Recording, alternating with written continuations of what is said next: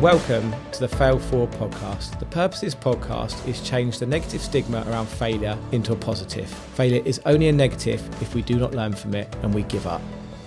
Welcome back to the Fail Forward podcast. Today I've got Gordon Burcham. I first came across Gordon at Nick James's Expert Empires, where he stood on the stage and told me his inspirational story. Gordon is a martial arts world champion, multiple world champion. He runs a martial arts business, a franchise and a consultancy business. His story is absolutely inspirational, so great to have you here, Gordon.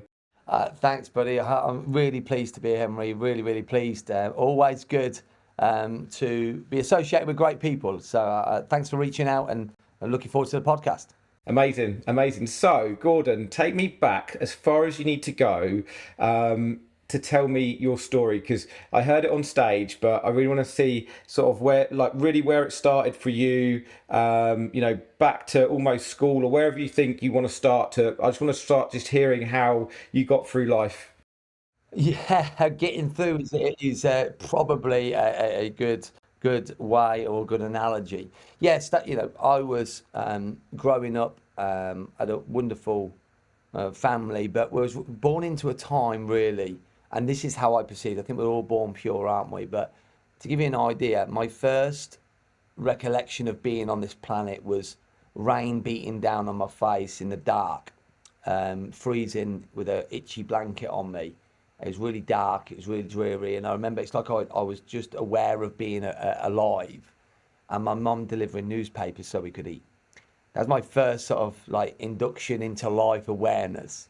And around that, my parents worked really hard. They worked really hard, and they really struggled, and they ground, as many parents did in them times. I think it was in a time when, interest rates are 10% or whatever they were. There was no money. So I was born into this, or what I perceived as lack of. Even though they give everything they could, there was this lack of, and this kind of conflict as well around money and just general conflict in my life. And I remember taking that, and obviously when you reflect, I can see where it all came from, but taking that, and I had a lot of fear. And I was a very placid young man. And I remember being at primary school, and I really struggled to connect. I really struggled to find friends. I was always a little bit different. And in primary school, I had two friends, both were girls, and both of them used to beat me up. And I even wore I remember I was a bit quirky back then, and I had a big earring, you could have held up the curtains with it. It was that big gold one, and I thought it was cool. And then all the Mickey taking happened. And then I went to secondary school, and again, I always felt different, and I always felt like I didn't belong. And that compounded me to really lack self-belief and love for myself. And then I started to get really bullied physically. I remember so bad, I used to ride home from school and try and go to the back. I'd ride really fast. I remember many times I'd ride home real quick, get down into my home, put my bike against the hedge, run in, and all I do is I run straight for the VCR, which is, if anyone remembers what they are, right? I think for VHS at the time. And I'd look for a video, and it needed to be a video that was, the longest video. And I'll explain why in a minute. And I'd put the video on, and I'd sit in the chair, and I'd be staring at the screen, and all I'd be saying was, "Don't ask me," and I'd be in, "Don't ask me why, don't ask me why, don't ask me why." And what I was saying to myself is, don't ask me why I'm not going outside. Mom, don't ask me why I'm not going out, in my head. And I was in such fear. I wasn't even watching it. The reason I had it, the longest one, was so that it would go dark. The reason I had the longest video, so it would go dark, so my mom wouldn't ask me why you're not going outside. I remember it vividly. Because I used to go outside, and there was one guy in particular, he used to just beat the shit out of me. I remember being up against a car and him just punching me and jumping, stamping on me.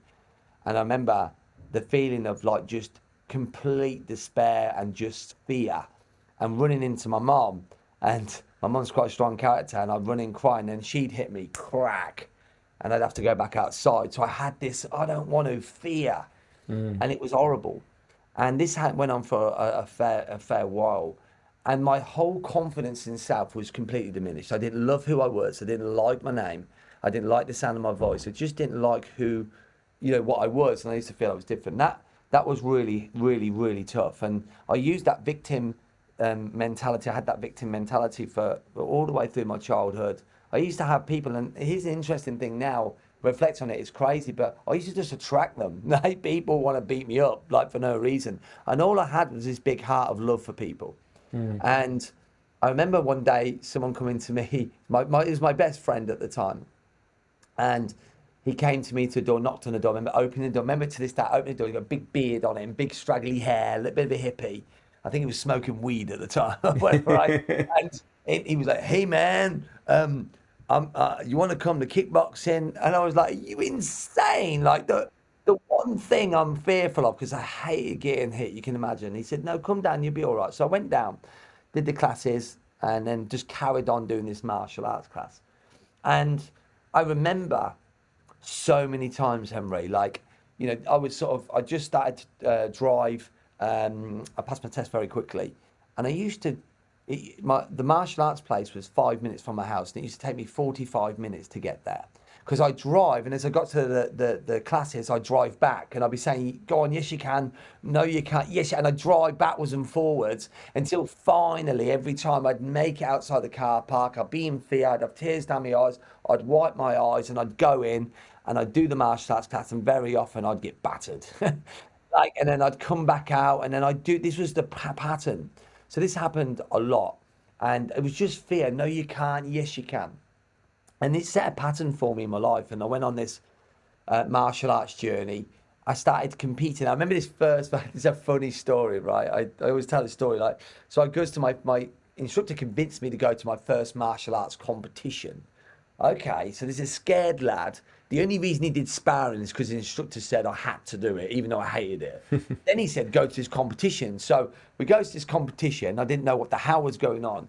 And I'm sitting at the side, I'm warming up, I put my pads on, I'm stretching down, and it's my turn to go on. And as I stretch and I stand up and I look up, and I swear to you now, it was Bruce Lee, Jackie Chan, and Jean-Claude Van Damme all in one. This lad was ripped. And he's at the beginner section.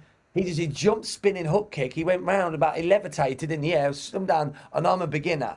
And I just remember thinking, oh my goodness. Right? How old were you at this point? I was about 19, 20, right?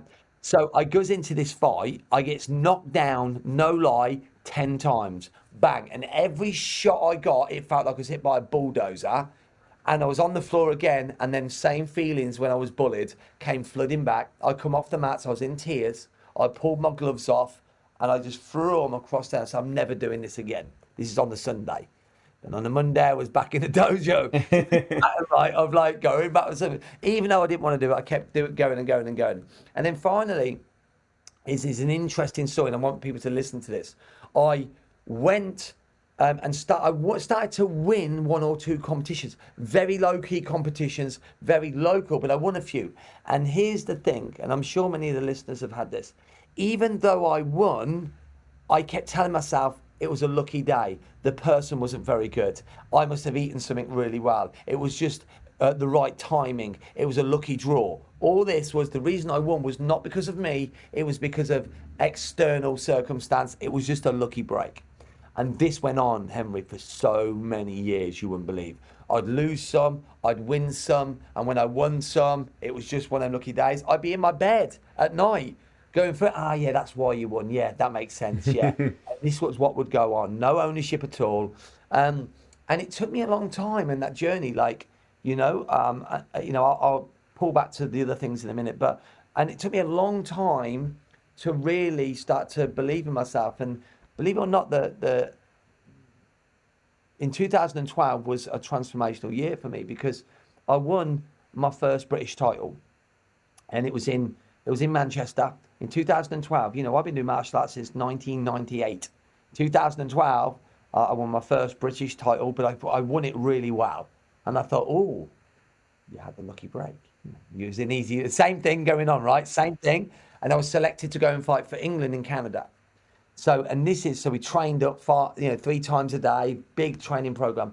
And this is an interesting story. So as we're getting on the plane with the England team, and I'm standing there, I can remember it to this day, I'm reading a paper like this, right? And as I'm reading it, I remember looking up, you know, the tunnels where you go into the plane, right? Everyone's there, they're all in England tracksuits. I remember reading the paper, I remember looking up and pissing myself laughing. And the reason I was laughing, I was going, what the hell are you doing here? Like, why are you going on here? Who have you, what gives you the right to go on here, right? You're not good enough. You're not good enough. You're going to go there. You're just a token, really, as like just going over there. You're not really going to like achieve much. I was like, okay. So I went over to Canada, and this was going to be an amazing World Championships. It was told we went over. I remember speaking to a martial arts sort of legend, and he said, I remember speaking on the phone, he goes, man, anyone who wins over there this year is going to be, this is probably one of the best World Championships ever. The people they've got in there, you can imagine me now, right? Oh my God, wow. Like, this is the best one. Oh no, right? So we get over to the tournament. It comes to the prelims. So the way it works in the fight, you go to prelims, and then you get to semi-final, and then you'd have to go to the final. So it gets in the prelims, and I gets into the first fight on there. Did it so against an Irish guy, and boom, I won. I was like, man, at least you won one fight at a World Championships. Amazing. Then I fought again against a German. Boom, I beat him. So I was lucky with it. I went through the rounds. Then in the semi-finals, I got to the semi-finals, and I've got this big American guy. Like, he's got legs longer than my head, like my whole body, right? And his legs are coming up, and he's kicking at me. I go through that really tough opponent, and I win. I was like, wow, at least I'm going to get a silver medal. At least got this far, well done, right? So it's all this. It was a lucky, well done, etc. And then I was in the lounge on the night before the final, and I'm stretching out. Now the story goes like this: I had a hip pain. So over the last few years before this, every night I'd wake up with a stabbing pain in my hip. Like, it was like someone had got a massive knife and was stabbing me in my hips. My hips were shot. I had an 85-year-old hip from all the kicking.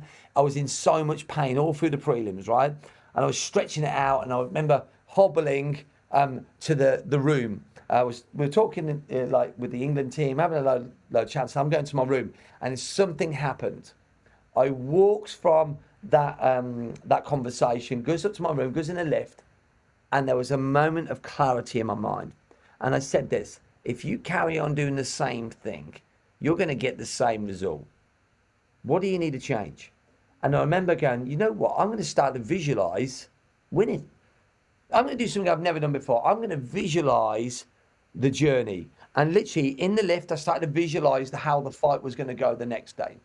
And as I'm going to bed and I'm sleeping, I fall asleep just in this visualized state, like so clear how the fight was going to go. Everything about the day, how relaxed I was going to be. And I woke up in the morning as calm as anything. I woke up, as I got up, I got up really calm. I got my bag open. I put everything in my bag so precisely and cleanly and calmly. If I'd have had an iron, I'd have ironed my boxer shorts. It was that everything was going to be perfect. Yeah. I went downstairs, I had some breakfast. I went on the mats, and I was just stretching, and I was just like, yeah. And I was visualizing. And it gets to my final, and it's a couple of rounds. So I get onto the mats, and as I stretch up, I remember who it's going to be. Now, there's this 18-year-old, I'm 35, his 18-year-old in front of me. He's won everything, right? He looked like the guy in my first ever fight. It wasn't the same guy, but he looked like him, ripped. He was amazing. He was quality. And I remember standing there. It was like, like this penultimate fight. And I go through the first round, and they're clocking up the points. And I'm going through, and it was a surreal experience. Like I was there and I was not there. And I get to the end of the first round, and I remember sitting there. My instructor looks at me, and he went, "Look at that!" And I'm winning. I goes, "Wow, at least I won the first one." So it gets into the final round. I'm in there, and I was just in this zone. It was like I was looking down at myself, and I was just flowing through. And the whole fight went exactly as my visualization. I remember standing there, and as I was standing there, I look at the crowd, and they raise my arm, Gordon Burcham, World Champion 2012. Everyone shouts, I'm crying, I'm screaming loud. And at that moment in time, Henry, the reason I was screaming and shouting and crying so much, I hugged my instructor, the reason I was so elated, wasn't the world title, and it wasn't the gold medal. It's because I'd beaten my biggest demon, which was myself. And I'd beaten that person who didn't love and like himself, I could finally, in this world, respect the person that I was. And I remember standing on that podium with so much love for myself and so much thanks to the world and my trainers. That was the day I was born. Love that. That's the person that you hear now, you see now. I was born that day. And for the last decade, I've been on a massive mission of transformation.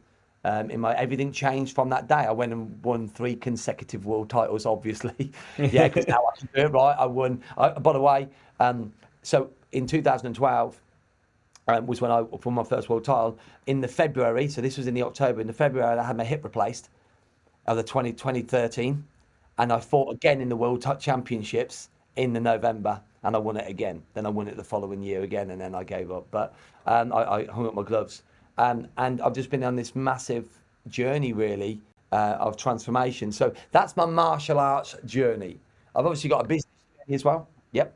Can we just, I want to pick up on a couple of points through that. So, because there's a lot of information for our listeners there, but certainly get what you mean growing up with that time, the 10%. My parents, they were just worked all the time. They were working more than being around, which wasn't too much of a detriment to my childhood. But again, you just left to your own devices quite often. So I could completely relate to that. But so you went on this journey of martial arts, which, it's kids are ruthless, and the bullying, it must have been really tough to take. But would you say that was a key factor into then your journey of then going on into the martial arts and getting that guy that came to your door? Do you think you attracted him to your door? Was that something that you pulled in because of that heart of love that you had? Yeah, I think so. And yeah, I think it is a destiny, or whatever you want to call it. It was meant to be. I attracted them into me. Absolutely. It was tough times. And I'm so thankful to that guy who knocks the door and invites me down, because it's unbelievable. And there's many situations on the journey where I could have quit as well, loads of times, but I kept going and I kept doing it, which I think is massively important. And what would you think was that drive that kept you going? Do you know what? My tough mother. Them times when she'd say, every time you get knocked down, get back up, that's how you win. The bits where I hated her for it, where I hated her to keep, I'm scared, I'm in fear. That made me tough. Even though I didn't like it, even though it looked tough from the outside, from everybody else, she made me strong, 100%. And I didn't realise, I didn't believe I was tough at all. I thought I was so weak, it's unbelievable. But the more I've gone through, I've got some more stuff I'd love to share with you along the business journey as well. And it shows that, everything that happens to us happens for a reason. And our failures are our strength, because they're where we grow wiser. They're where we go stronger, And I think, the strength definitely comes from getting knocked down many times and getting back up. Getting back up. Absolutely. It's the mental, physical, and emotional muscle, isn't it? Yeah, I love what you said about failure. And obviously this podcast is all about failing forward, which is essentially, it's the learning, it's the experience, it's the continuous and going, not giving up and keep moving forward and just learning from all those failures. So it's really interesting what you're saying about the belief thing and having that moment of the visualization and then not believing in yourself up to that date.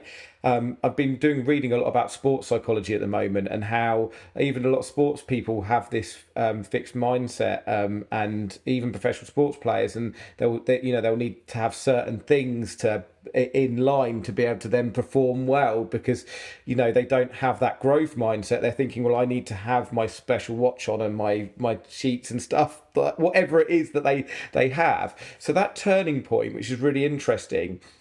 What sort of mindset do you think you had before that to then that turning point of the visualization? And just to add on to that question, where did the visualization come from? Was that an epiphany moment, or did you have someone that was coaching you, mentoring you, giving you that information? Yes, it's a great question. My mindset before, it was like yin and yang. So it was absolutely, I'm not good enough. The mindset, I wasn't good at anything. I did that, and that it was it was always negative. It was a negative mindset. It was a negative feeling. I just didn't believe in myself at all. And that was the biggest thing, right? So it came from a negative, I think I took from my childhood, I took from that and made everything around me, that negative mindset was through everything. It was habitual. And I think that it was the story I kept, one of the things I teach people now is the most important story is the one you tell yourself every single day. I'm a massive advocate of that story. It's not what other people say about you, it's what you say about you. It's that story. And that was the learning. I constantly looked in the mirror, and said in my head so many times, you're not good enough. You're not brave enough. You're not strong enough. And that was the mindset.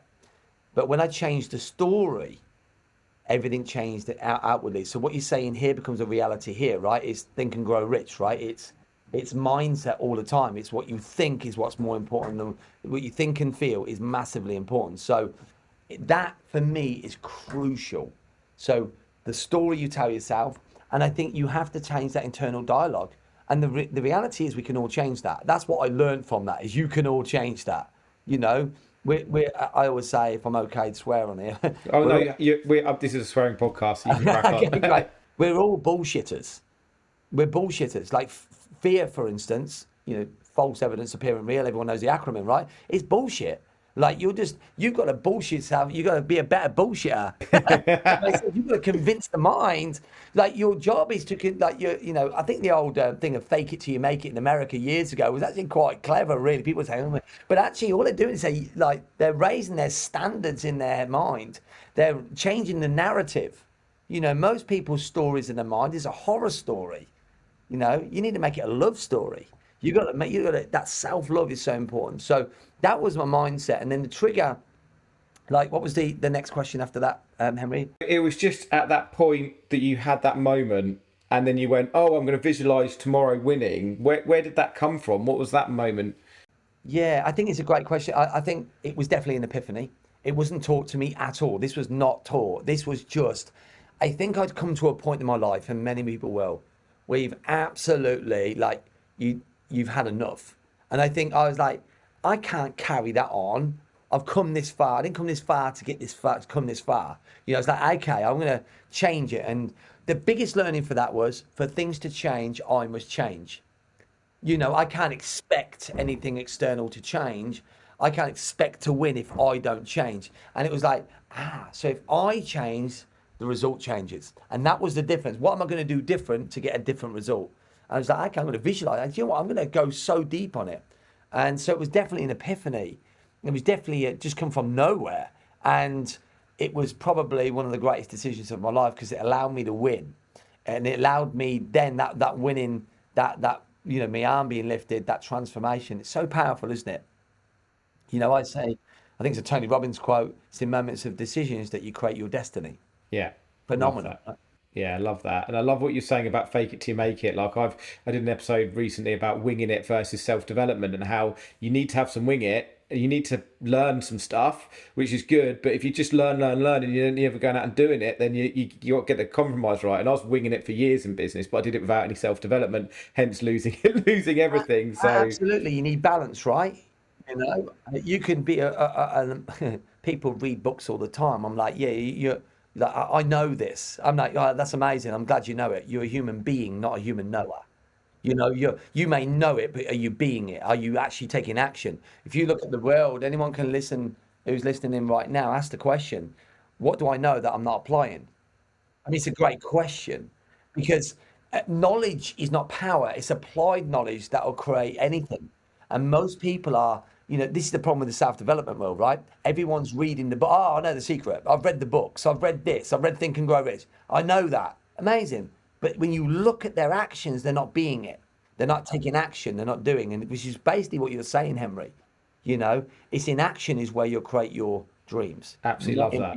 Yeah, I love that, Gordon. That's, you've hit the nail bang on the head there. So absolutely love that. So you then go on and win another 2 world champions. And at that point, the business stuff starts happening, right? So tell me about that. Yeah, and I need to backtrack because there's okay. Yeah, it's fine. Go where you need to go. It's cool.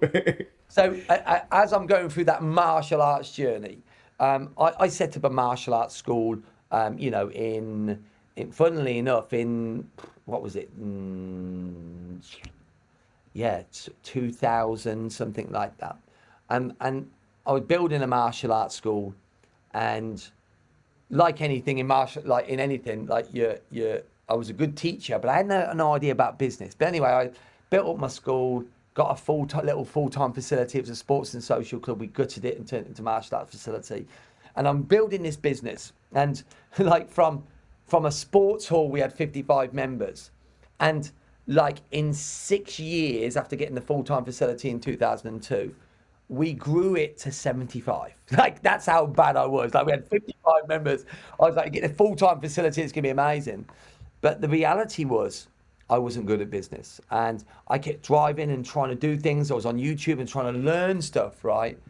Until one day I woke up and I turned to my wife, had a tear in my eye, and I had to tell her we'd lost the house we'd built for 10 years. That was a real low point for me.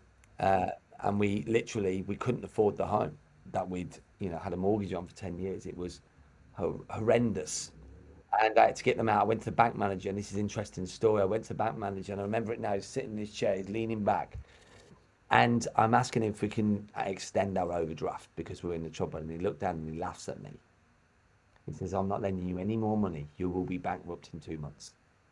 And that was like being bullied. I remember thinking, you fucker. Right, because the way he had his smoke, the glasses on, it was like, wow. I walked out of there and I was like, you ain't keeping me down. Well, I took my family into the cheapest 3-bedroom house on the street. It was the cheapest one to rent. That's what we needed. It had old carpets in it, it stunk. And we were living on £25 a week for food. It's so funny, me and my wife talked about this the other day. We'd go and we'd get the pasta and we'd get tomato sauce and we'd make sure we got some of the cheapest cheese so that we could sprinkle it on top so it tasted nice. We'd go and buy the cheapest, we were so good on our budget. That's because we had to be, right? We had to scrimp and scrape.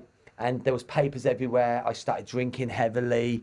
I, as a male, and this is just how I think, a lot of males, we're very simple creatures. We want to provide and protect. If we're doing that, we feel like we're serving and doing what we need to for our families. When you can't do either, I didn't feel I was protecting my family and I didn't feel I was providing. I felt bad and I was in a real mess at times. And I went down and deep into other things and it felt really low. And, I used to go to the bank every single day, Henry, with pound coins. And I'd have to put these pound coins in to stop me going over the overdraft. I was in this reactive fear state, trying to make it work. And I was going to lose my martial arts business. And I remember an email coming in about helping people build their martial arts schools. I was like, wow, this is the thing, right? And this was in 2009, I think. 2008, 9. And I remember speaking to the guy. I phoned him up and he was like, yeah, we can help you. I really liked him. And I said, brilliant, this is what I need. I'm going to lose my business. I'd have ended up going to work for someone, no question. And I said, how do we get started? He goes, it's just £3,000 for 3 months. In 2009, right? And I'm like, are you insane? Like, I can't even, I've got £25 a week to live on for food for me and my family. Like, what are you on about? And I remember putting the phone down and I remember thinking, do you know what? If you carry on doing the same thing, you get the same result, like, what are you going to do, right? So I was like, okay, stuff it. Right, we'll just sell what's in the garage. We'll sell stuff. I just borrowed a little bit of money. I think it was off my friend or my mother-in-law. I can't remember now. And we paid for this program. And then, as we paid for the program. It was great. And we're waiting for our first phone call. And as I'm sitting down on this bed in this spare bedroom in this rented place, we're waiting. Imagine this. On the bed, there's a phone. And me and my wife are lying, looking at the phone. Right? And we're there. We're like, right, 10 o'clock he's calling, right? It's 10 past 10. No phone call. So looking at it going, okay, 10:30, no phone call. And I'm going, oh my goodness. Like, we've given this person £3,000 that we haven't got and he's done us over. Quarter to 11, no phone call. Oh my God. I'm trying frantically. And then finally, about an hour later, we get a phone call from him. I'm so sorry, I've been stuck in a snowstorm. Like, it's cold, I couldn't get it. I was like, oh my goodness, right? So we rearranged. I remember it to this day, right? Oh, thank God for that. Rearranged it, got on. And I remember him saying to me, like, where are you at? And we were turning over £2,800 a month. I remember it, Emery, in the business. Now, bear in mind, that was turnover. We had to pay the rental on the premises, and that was to pay me and my wife as well, and all the rates. There was nothing left at all. You can imagine there's nothing there at all. And we're like, we got no choice. I said, I want a £10,000 a month come in my head. He goes, we can do that in 18 months. Are you ready? And he goes, right, we're going to do everything. And he's like, you need to do everything. Now, let me explain the mindset. So I'm still in 2009. I'm not quite there yet, right? It was a mindset, 2008-9. I said, right, I said to my wife, I'm going to do everything that he tells me to do. I'm going to do it all to the nth degree so I can prove it doesn't work. So I do everything, right? So my mindset was this. Every time I do, I'd be like, this is how I did it. He said, do this, right? Bang, I've done it. What's next? He went, bang, I've done it. What's next? Yeah, I've done it. What's next? Do this. I'm doing it. Even though some of it challenged me. And we changed it. I was like, yeah, done it. What's next? And he kept coming out, whoa, what's next? And we just worked really hard. And me and my wife for 16 hours, 17 hours a day, we used to go around with a pram and delivering leaflets into beauty salons and just did everything we needed to do to completely change the model of our martial arts business. And I remember it now vividly. I remember 2.5 months later, I remember having the phone call again, just so elated. We'd done over £10,000 in a month. And it was so, I get goosebumps now. I just think about that. It's very emotional for me because he was like, oh my God, no one's ever done anything close to that ever in their coaching business. But what it cemented for me and what I want to share with everybody here isn't that you can't, it's that you haven't learned to yet. And that's what I learned along that process. It's like, it's never that you can't. It's that I hadn't learned how to. I was a good martial artist, but I didn't know how to run a business. And it cemented in me an absolute passion of self-development. It cemented in me to go all out and spend hundreds of thousands of pounds over the last, well over a day, nearly 14 years now, whatever it is, in self-development, in mentorships, masterminds, etc. And I just went on this mission of development. And that kind of brings us in line then with the world title, and you can see how it all parallels. Then that transpires into building my martial arts empire, which I have now. And it allows me to get what I have. We've got a 9,000 square foot martial arts facility. We, in our one location in Rugby, we've got over 600 members here. We have now got 5 franchises. But along that journey, I built in 8 years ago, which is, what's that now? 2014. Yeah, that's it. Yeah, 2014. I created a consultancy business because I'd been through such a parallel, loads of different things in my life. One of the things was that real pain I had losing my house, and I was like, I got to a point. I went to a progressive property. It was a property seminar, and then I ended up doing their courses. And as we all do. As we all do, right? So it's this journey, but here's the interesting thing that people don't know. There's a guy called Paul Preston, and as we're on this training thing, I've been through them all. This was the last course I was going on. It's so mental, this is, Henry, right? And I remember, and I was searching to do something, and I thought property would be good. And what I seen was this, and I always tell Paul this every time I see him or connect with him. I seen how progressive property had 800 properties, etc. But then I seen this massive, and I remember him drawing it, this massive spike in their education. So they taught people how to build their own property portfolio. And honestly, I sat there and this is what I thought. Martial arts business mastery. Helping martial arts school owners build successful martial arts schools. And I went from there in the break, and all I did was I learned some of the stuff, and I set up a Facebook group, and it was called Martial Arts Business Mastery. And I did a live video and invited some martial arts schools in there. And it was just about helping martial arts school owners because of the pain I had and didn't want them to suffer. And that has transpired into us helping hundreds, if not thousands, directly and indirectly. I've written a book that's been read globally. We've disrupted an industry. Many people say that we've changed the industry in the UK forever.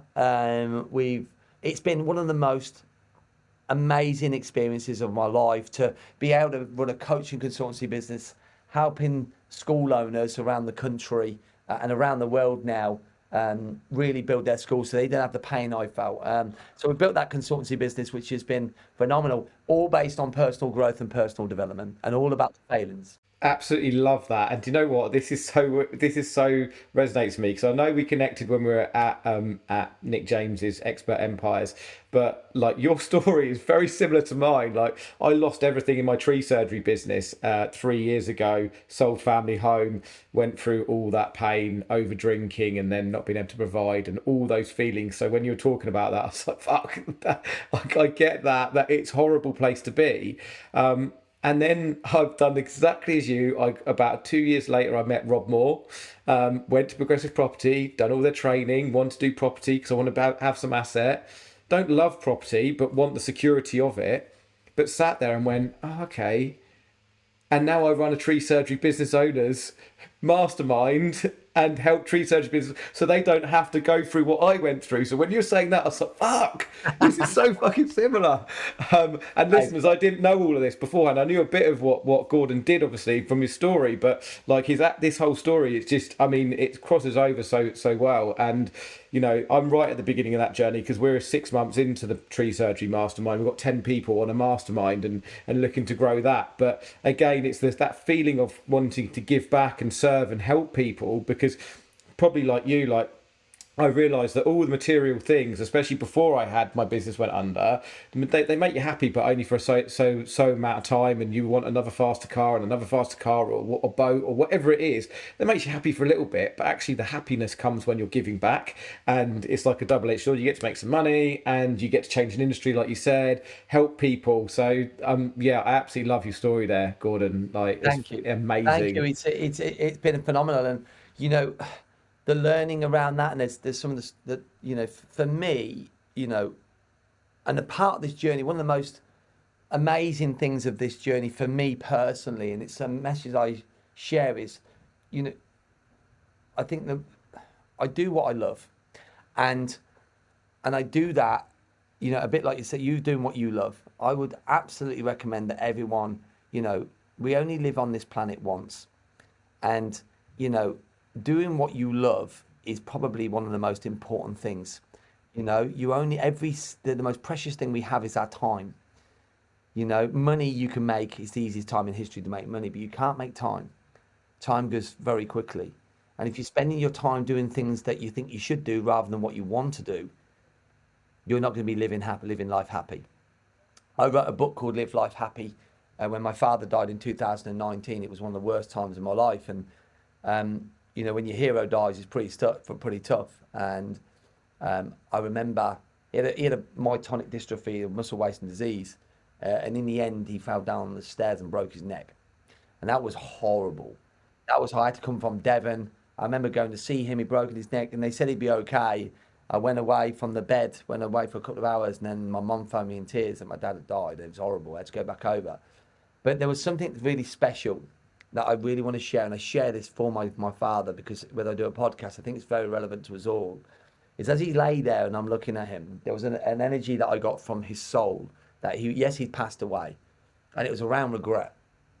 One of the most empowering things, and I thought it was my own regret, and of course I had regret of not seeing him more, and etc. But I flew to France a couple of days after. My mum wanted me to go. I'd already booked the holidays. She said, look, we're not going to do anything. I've got all the other kids, please go. She begged me to go. So I went to France, and I went there to write my book called Live Life Happy. And I wrote that book in my dad's honor and his name, but in the learning and the wisdom that he gave me from his energy that was as he'd passed. And it was around not living life with regret. It was around living life now, living life happy, you know. And how do you live life happy? Well, you do what you love. Yeah, you do what makes you smile. Yeah, you remove the anger and the regret and etc. You embrace the failures, which is what this yeah. You learn, you grow evolve, and you realize what it really is. And it was like so empowering because, you know, that book was written because you know, my mission now, my absolute mission is to help the world smile more. Like, you know, if you look around the world, we are living tough times, but really, what is it tough really? Are we making it? Is that what we're forced to believe? You know, the reality is, you know, we live like kings and queens, especially in the Western world, of course. You know, we've lost the art of gratitude. We're spoilt brats even, aren't we, when you think about it, right? And really every day, if you are, you know, if you're breathing, it's going to be a phenomenal day. If you've got your family, it's a great day. And very often we forget that. You know, the journey, Henry's journey, my journey, anyone else's journey is just a journey. What's most important is how you feel in the present right now.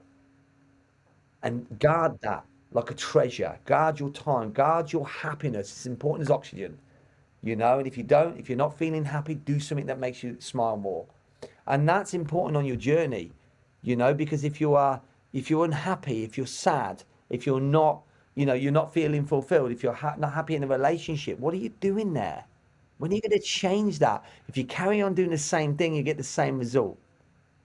You know, happiness is a creation. I just wanted to share that because I think it's massively important. You brought it up. Yeah, I absolutely love that, and it's that I talk about it, the definition of insanity. You know, doing the same thing over and over and again, expecting different results. But you're right, we do live in good times. You know, Nick always says, "What a time to be alive!" Right? And you know, we perceive life of how we look at it, and if we're spending times on our phones, watching the news and reading the papers, and like filling our mind with negative shit. Every time I don't look at the news that often, but when I do, I go, "Oh God, fucking!" You look at that every day, and you're going to be unhappy because you think the world's ending. And I mean, the news has been saying the same thing for decades, you know, with different just stuff that's going on. So it's what we put in our minds, isn't it? It's what we fill our minds with. Or do we fill it with abundance and happiness and nice things, or do we fill it with shit? You And know, you're it's massively bang on. important. Absolutely. You know, you remember you are the creator. You know, the reality is full ownership. I remember, you know, one of the biggest things, by the way, of success that I've learned, the biggest learnings for me is to absolutely take full responsibility for everything in my life. Take full responsibility for every argument and conflict, because I'm the common denominator. Take full responsibility for my abundance or lack of it. Take full responsibility for my happiness. Take full responsibility for my sadness. Like, you create it. And once you, like, I think there was a great quote I heard years ago: the day you pass from childhood to adulthood is when you accept full responsibility for everything in your life. That is where your happiness will lie, because you can't change anything external. You can't change the government. You can't change the weather. You can't change people, but you can change yourself. You can change your state. You can change your thinking, because you are the creator. That's where your happiness lie, in pure freedom, where you own everything in your life. You say, I create it. That's power. That's internal. It's you power, I call it, you know. Love Massively. that. Love that. I talk about that a lot. When my business went under, I had to be accountable and responsible for what happened, and could have blamed everyone else, but I would have just not learned anything. And that responsibility, when you go, it's hard because we've all got egos, haven't we? And we don't want to hold ourselves too much, like, you know, give ourselves a hard time. But actually, you're exactly right. Just holding yourself responsible, like, we are the only ones that can make the stuff happen, and change and make change and go, right, okay, I fucked up, but this is what I'm going to do to move on. So yeah, I'm absolutely loving this interview, Gordon. Like, absolute golden nuggets for everyone here. So this is amazing. Always ask yourself the question, how can I be better? It's just a wonderful question. If you have an argument with your partner, don't blame your partner. Ask yourself, how can I be better? What could I have done different? That's where you're going to change it. It's interesting, isn't it? It's so simplistic. And you know what? Ego is the enemy.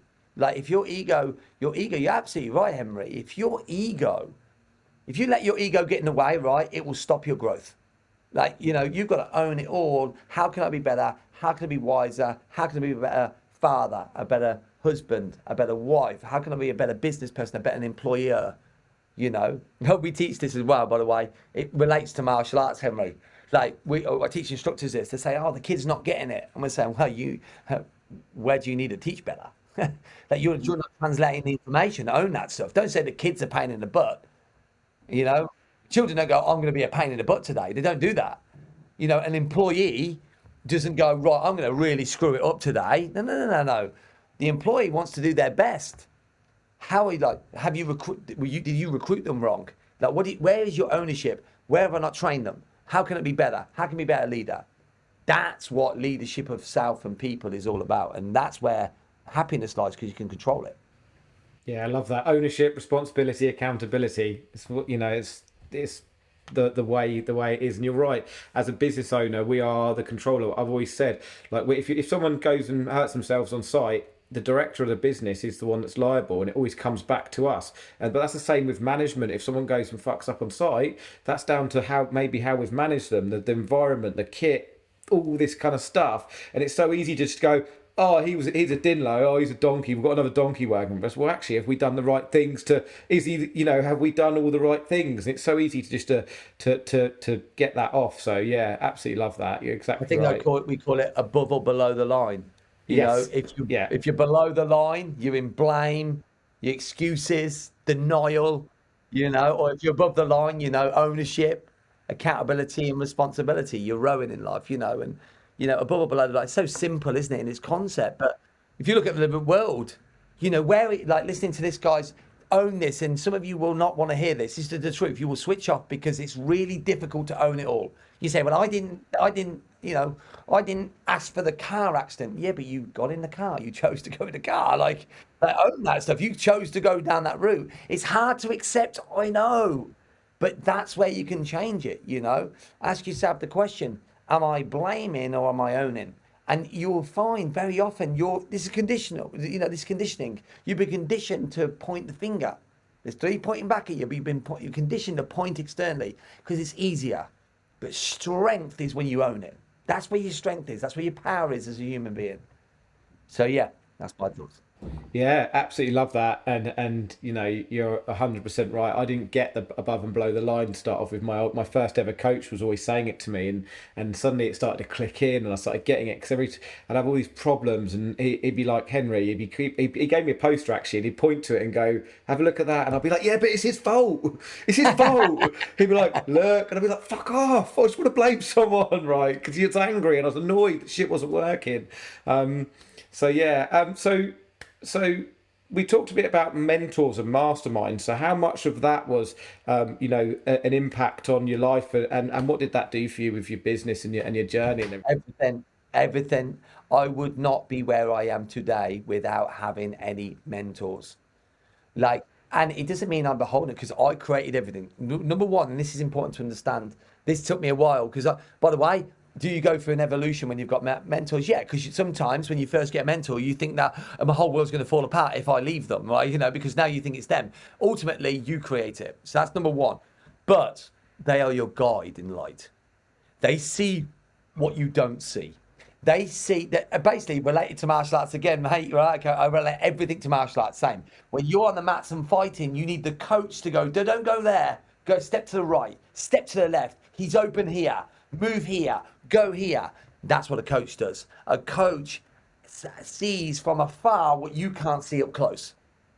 So you're going to be, you don't read a book here, close to your face. You read a book here so you can see the words. Now a coach allows and sees and is your guiding light to help you say, no, go there, go there. They shortcut your road to success.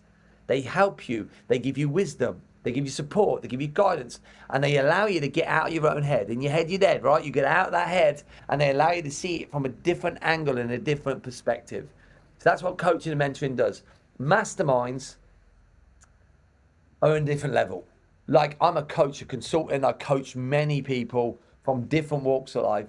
And, I'm really a mindset coach now, because I just believe everything that starts here. Once you sort this shit out, you can believe anything, right? Yeah. And if you say I'm a mindset coach, you go, what's it wishy-washy? People think they need to understand marketing, what they need to know. No, they need to sort out the mindset first. Everything's around mindset. So I help them with that. But the great thing about masterminds is you get to sit in a room with so many different minds, and everyone's sharing their challenges and their what's winning for them and their what's not. And being coached and mentored in a group environment is probably one of the most empowering things. What you learn from a mastermind, which is not one-to-one coaching, I believe, is the things you never even knew you needed to know. That's what happened. From other people, other people's experiences. Because now you've got a power of masterminds. People go, it's only group coaching. It's that. No. You've got to understand it to sit in it. And that's why I've spent so much money on masterminds and programs and coaches, and surround yourself. And I closed some masterminders in my own programs this last week, and I said the most important thing about it all is surrounding yourself with people who are going to drive you to pull you up to a higher plane, who think at a different level. You are a result of the people you surround yourself with, and that's what masterminds are about. So massively important.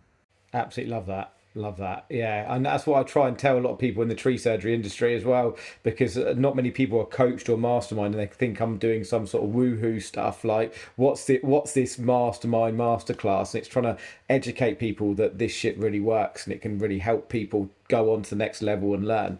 Tell me more about you see you did your consultancy, you had.